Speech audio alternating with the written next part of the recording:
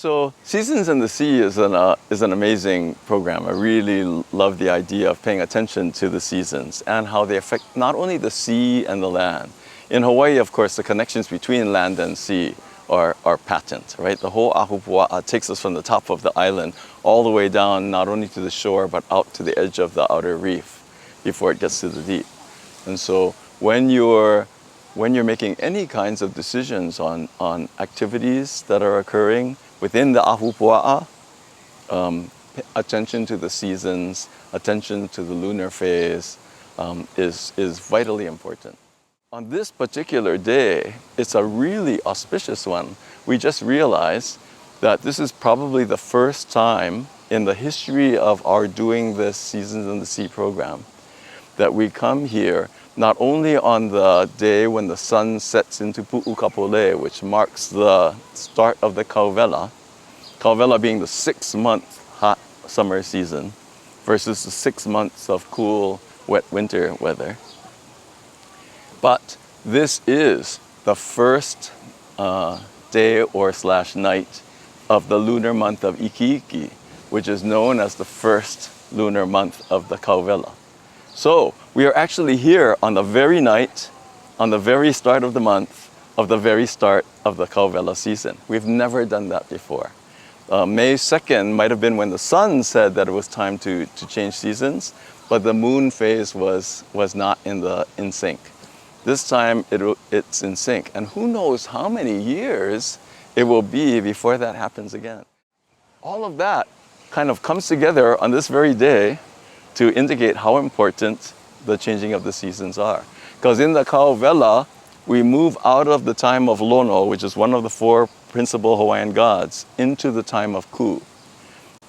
During the time of Lono, it's peace, there's no warfare allowed, only competitive games, the makahiki offerings that show the riches of each of the ahupua'a at the end of the harvest, at the end of the Kauwela.